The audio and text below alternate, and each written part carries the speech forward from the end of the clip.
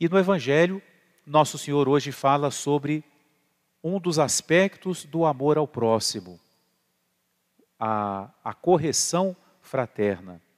Entre os gestos de amor que nós podemos ter por uma pessoa, se inclui também a atitude de corrigir o próximo.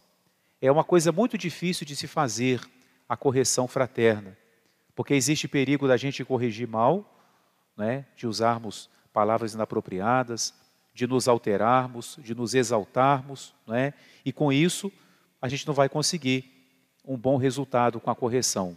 E também existe sempre o perigo da pessoa não acolher bem a correção. Então, é algo que não é fácil.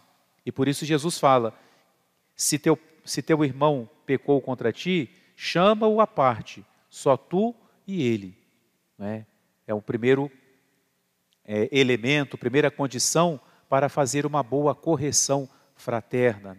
Não é correção do superior ao inferior, do pai ao filho, mas uma correção entre irmãos.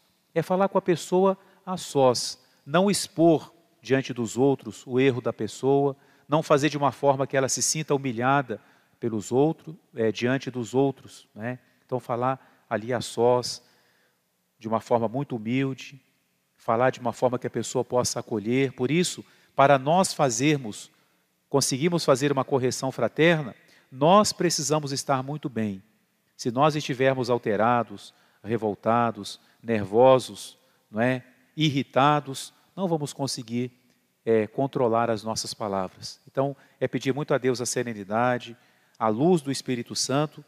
E aí Jesus fala, se sozinho não deu certo, Jesus está falando, é claro, de um erro que tem implicações para outras pessoas, alguém que está fazendo mal a outras pessoas. Aí Nosso Senhor aconselha chamar alguém junto para servir de testemunha. Depois, se mesmo assim não funciona, ele aconselha a entregar para a igreja, chamar alguém que tenha autoridade, que possa resolver essa questão. Aí Nosso Senhor fala, se nem assim a pessoa quiser atender, aí você deixa para lá, você fez a sua parte. Quando ele fala que é para tratar como um pagão, ou seja, é a pessoa com quem você não vai se envolver tanto. Então devemos pedir a Deus a graça de saber lidar com essas situações. E no final do Evangelho, São Pedro pergunta, diante do que Jesus falou, São Pedro pergunta até que ponto que nós devemos perdoar. Corrigir é uma coisa, Jesus coloca limites, até quando que eu devo tentar corrigir o meu próximo. Mas quando São Pedro pergunta até quando que eu devo perdoar, e São Pedro pergunta até 7 vezes, já achando que 7 era muito, Nosso Senhor fala, 7 não, Pedro, 70 vezes 7 vezes. Ou seja, sem limites. O perdoar tem que ser sem limites. O corrigir, chega uma hora que não adianta insistir, mas o perdoar não pode ter limites. E qual é o motivo desse perdão sem limites? É porque é assim que Deus faz com a gente. Nosso Senhor não coloca limites no seu perdão. Ele nos perdoa quantas vezes nós precisarmos.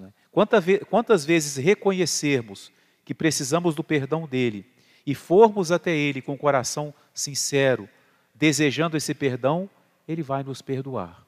Então, o grande exemplo do perdão é o próprio Deus. Como nós vimos sábado na parábola do filho pródigo, que mais do que a parábola do filho, é a parábola do pai que perdoa, o pai que acolhe o filho, que o abraça, que o reconhece ainda como filho, mesmo ele tendo ido para tão longe.